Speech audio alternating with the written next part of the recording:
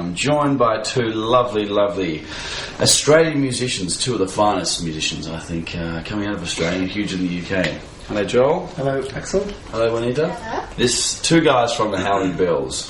Thank you so much for making the time. Two of the members are away. You guys have just come back from the UK. One is still in the UK. Yeah. And the other guy has a bit of RSI. Yeah. Which is bad for guitar playing. Yeah.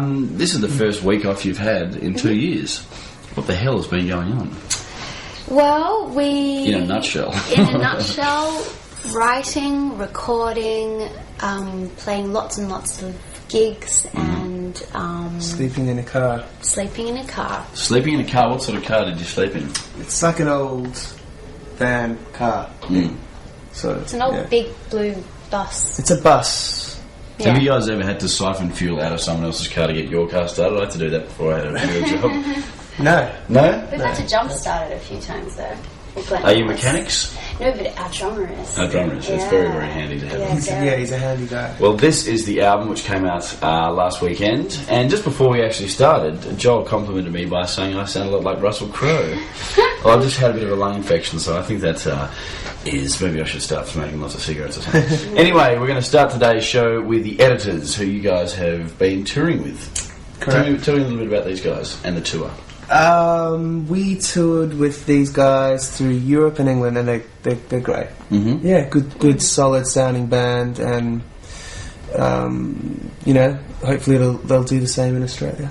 Today, kicking back with half of Howling Bells. This is the album that came out last weekend. You must go and check this bad boy out. Now, all recorded in the UK, and you guys were in very, very good hands. Ken Nielsen, who has... Nelson, not Nielsen. Nelson, that's one of those... It's like Niels and Nels. He has produced all of Coldplay's albums, two of Gomez's albums. You guys, it actually took a while till you could start working with this man. Can you tell me a little bit about how you got involved? We sent him our demos, and he responded, very favourably, quite quickly, which we were surprised with because he was one of our most desired producers. And then it took, from that point, maybe 8 or 9 months before we literally stepped into his studio in Liverpool and recorded the album, because he was recording with Coldplay, and that took a long time to finish. And there were points where we thought it was never going to happen, and we just kept the faith the whole time, and eventually we got the call and went down to the pub and celebrated. And then it happened. How long did it actually take to record this baby? What was it, 3 months? 2.5, 3 months? 2.5 years, yeah. Can you explain how important it is to have an engineer who is firstly into the music and does want to put his stamp on the music? It's very important. I suppose it is terribly important. No, it's how can I rephrase that question? I'll elaborate. Okay. It's like I was saying before to you. It's very important to have someone who's as passionate as you are about what they do, because you are essentially giving them your life, and you wouldn't give your baby to someone you didn't trust. And that's exactly what we've done. We did was gave our diaries, essentially our babies, to someone who we knew would take good care of it, and that's and that's how important. Was that a hard process to hand over your life, so to speak, to him? Sounds like that you want to usually hang on to what you have. No, because he wasn't a particularly controlling character. So from the moment we met him, I instinctively knew that he could be trusted and that he was going to be gentle with us, which he was. And from the moment we stepped into the studio, he just told us that he never records unless it's completely live. And that in itself meant to me that he was very organic and very... intuitive as a producer, and he just threw us in the studio and we played everything live, and it unfolded very naturally. You've come out with an absolutely brilliant product. Check this bad boy out. Bad boy seems to be the thing this morning. Russell Crowe. It's Russell Crowe. Your request, what would you like to hear? The show is in your hands.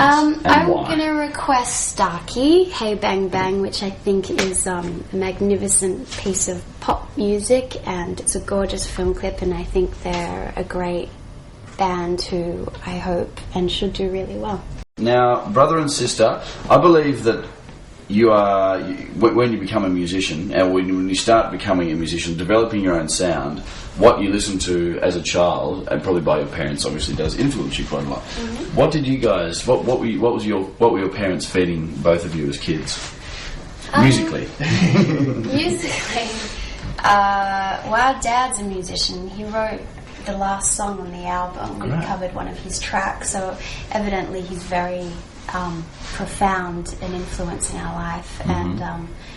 And he kind of writes a lot of, you know, bluesy, rocky, gospel-y stuff, and so we grew up with loads and loads of old, you know, blues, folk, country, stuff like that. Any particular artists?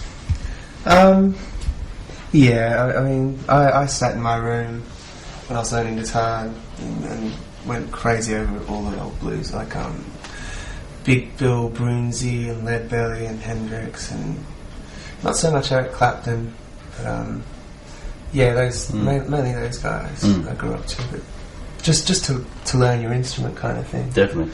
Yeah. What would you guys give to if you're to have children? What would you give them? Their first record? Ouch, that's a tough one. The Wiggles. Everyone says that. I don't want to darken their lives with. I do. I'd give them. Yeah. I'd give them Paul Simon, Graceland or something. Would you? Yeah. That's a nice one. I don't want my kids to be musicians. What's that? Look at me. You're a very successful young, handsome man. Thanks. I don't know. What would you give them? I don't know what I Don't know. I'd give them soul. I'd Soul start them off music. with some soul I think it's music. fantastic. Al Green. Al Green, Yeah. Otis Redding, Aretha Yeah. Franklin. You know, just that to me is the kind of the seed of good music. Is like old blues and soul, and it Well kind said. of all stems off from there. I think. Well said. Your request. Tell the people at home. My request is Kate Bush, because Can you tell the people you were just telling me about an interesting time in your life when you were watching Kate Bush and finally the penny dropped, you understood Kate Bush? that's what happened.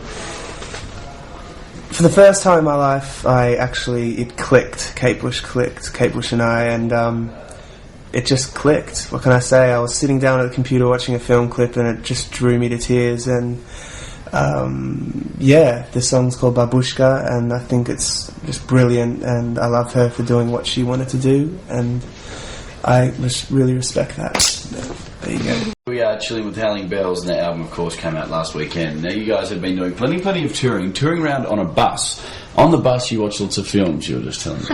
Hundreds of films. And the crew, which you cannot see, Joel was just saying, some of us look like Hugo Weaving. Do you think I look like Hugo Weaving? No, you're Russell Crowe. You're Hugo Weaving. The guy behind the camera, yeah. Right. But we were talking about Wolf Creek. You think that Wolf Creek is a screwed up movie? I think it's a joke, and it's not scary. I haven't seen it. Why do you think that? Well, it's just like the story just ends. It doesn't develop well. The dialogue's crap. What else can I say? It's not terribly scary. It's predictable. I didn't Like, find it predictable. Didn't it? No.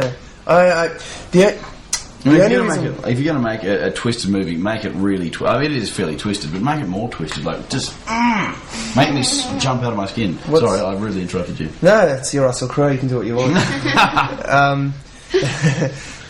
Yeah, no. The only reason why I saw it is because two English guys in England told me about, have you seen this new Australian movie, Wolf Creek? I went, no, and they just were telling me how screwed up it is and how violent and unnecessarily violent it is, and then when I saw it, I couldn't sleep. Really? Yeah, I just found it, just that bit where he does that screwdriver thing, and what is it, head on a stick? I can't quite remember. See, that's why you don't think it's scary. You can't even remember. Well, it's such an average film that I can't remember it. That's the point. Yeah, well, I don't know. Well, that's your opinion. That's our opinion. Well, that's very democratical. Is that one? Yes, it is. OC. Now, you guys, one of your tunes was picked up by the OC. Yeah, they played Low Happening in a scene I've never seen before, and I'd really love Still to haven't watch seen it. Really? Are you OC fans? This No. is a Channel 10 network. Yeah. Yeah. Brilliant. No, I'm not an OC fan actually myself. I'll be totally honest. No, I'm not. I haven't really got into it. A lot of American television. I just try and. Yeah. We don't have time to watch. We haven't watched proper TV in I've 2 only years. seen 2 episodes of it before. I kind of thought it would be a lot more, I don't know. Down to earth. No, it's way Give me a break. I don't know. That's how I thought it was. It's like No. 28-year-old people playing 17-year-old kids. Actually, I should Yeah. watch what I say. You reckon it's a new version of Beverly Hills 90210? Yeah, but better. certainly. A better version. Being in the UK, have you guys ever seen Whose Line Is It Anyway? A brilliant sketch comedy Yeah. show. Oh, sketch comedy, sorry, theatre sports. Yeah, not a lot. Paul Mockery and all these guys. Anyway, Yeah. we can talk about that later on. Relaxing with Joel and Juanita from Howling Bells. Of course, the album is out right now. We were speaking about films before, some R-rated films which we weren't allowed to talk about on a G-rated time slot. As we look to the producer. But you were saying that films have influenced this album because you do watch a lot of. Oh, holding upside down. You do watch a lot of films on your tour bus and when you are on the road. Can you tell me how films have influenced this album? Let me just say that when I walk into a movie or hire a DVD or anything kind of filmic like that, I want to forget about everything else that's out there in that world. And in that way, that's what I want to do with our music, or we all want to do, is just take everyone away into another place, really, because essentially that's kind of what my favourite music is. That's what it does to me, and in that sense, in that relationship, that's how I see our music towards films. But it also influences our sound in that ambient filmic way as well.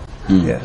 Is there a method to creating an album to take someone away? I mean, music can be used to dance, to laugh, to make love, to do all sorts of different things.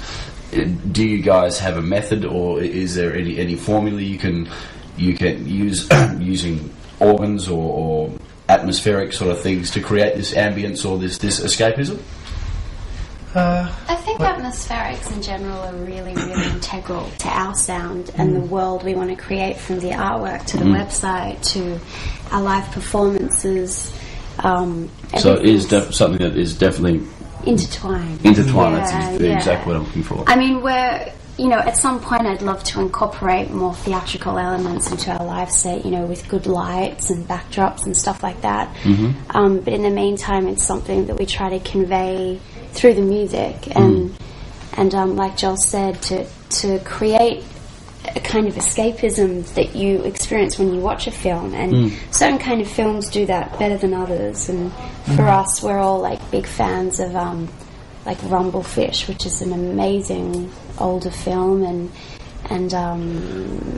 Amelie, just films that are dark but beautiful. Even Taxi Driver and Taxi, all those, I think, incredible. They're based in the real world as we know it, but it's just they still manage to take you away. Interesting perspectives, and that's what we're interested in. Something that's a little bit left of centre, and something that taps into what I believe everybody feels and experiences, but isn't maybe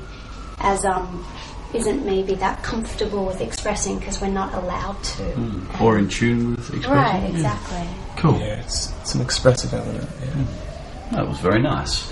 Relaxing with Joel and Juanita from the Howling Bells. That texture seems to be flying in and out of your hand all morning. I need it. You need it. You're saying that you don't like cameras in your face. Can you just bring the camera down really, really low and see what happens? That happens. I'm not going to let you do that. It is strange talking into a camera. But now, you just played a tour in Australia. You've been cranking it in the UK, and this album was actually released first in the UK. Yeah. Was there a reason for not releasing it back here first, or developing a rapport here? No, it was just because we happened to be living there at the time, and it felt appropriate to release it there whilst we were touring. And alternatively, now we're here touring, and so we release it now. When you start on a new country to release your music and get a name, do you have any sort of ghetto ways of marketing? Like, or do you start with flyers around things, or do you get? How do you approach getting your name out in a new country? Word of mouth. Word of mouth. I think You hope it's word of mouth. you hope it's word of mouth. Exactly. It Yeah. doesn't always work. There's no other way. You're not going to like hire a blimp and like have a Howling Bells flag through the air or We something. need money to do that. You do need money. Yeah. Well, you So can get money from doing. I think Yeah. word of mouth is the cheapest way, the only way in our case in a lot of ways. I mean, to you do have that. a record label, and that's how you get Oh, yeah. started, and, Mhm. and they release your records. And It's the most reputable way, but that's what I'm trying to say. yeah, Um, I mean, you hope that the music is infectious and that people connect with it enough to talk about it, and that's a really genuine way of genuine, definitely. getting out there. Definitely. Yeah. Definitely. We're talking briefly about intertwining. What's the word I'm looking for? Intertwining. Yeah, we get with music, art, fashion, album cover. Can you guys see that at home? What can you explain the philosophy behind this? And I'll just turn that round gently. Behind the artwork? Yeah. It was more a case of discovering the artist Mikko Rantanen, who's from Norway, and he when I was in London, I was looking through a magazine, and I remember it was an art design magazine, and I flicked to a page that had his artwork, and I remember thinking the second I saw his artwork that that's what our music looked like. Right. And it was an immediate connection, and I wrote to him just that day, and he responded very quickly, and before we knew it, I gave him a copy of the album, or we did, and he came up with that. Awesome. That was his interpretation of the album. Wow, that's very cool. I just want to say it's strange about the owl because Yes, we it is. had an owl the third day we came back home sit outside our house the whole day. And watch Is us. that right? A big, huge owl sitting right on the balcony, just up. And this is Surrey Hills. We don't live in, The Outback. the outback. And it was just sitting there. It was really strange. It's a big thing for us, owls. They're on our t-shirts, the big Yeah. owls. And Yeah, it was kind of a the good. cover of one of our sign. singles is an owl. And in Yeah. some ancient customs, owls are symbols of great wisdom. Right. There you are. History lessons. This is good. I'm learning as we... that's why I enjoy my job. I get to meet new people and learn new things. It's been lovely hanging out with you, and especially you, Joel. And Juanita, thank you so much for Pleasure. making the time. So, in Australia, finished the tour, working the album. Are we heading back to the UK? Or actually, you said there was talk of going to Asia. Oh no, not talk. I've never been to Asia. I never been want to to Asia, so- explore that whole Territory. territory. Yeah, I'm going to be very Will fun. you be taking the music there? Yeah, definitely. That's what I mean as a band. Yeah. Oh, brilliant. Websites we can plug? HowlingBells.com. .com? Or, of course, MySpace. /HowlingBells. Fantastic. Now we're going to finish with Low Happening, the single from the album, which was, of course, used in the OC. Tell me a little bit about this. Is a performance clip. It was shot whereabouts? It was shot at the Enmore Theatre. Enmore Theatre? Yeah. In Sydney? Yeah. Well, you guys can make sure you go and check these bands out, this band out, and also check out the album which came out last weekend. Thank you very much again, guys. Have a beautiful day, and we'll see you very soon. Peace.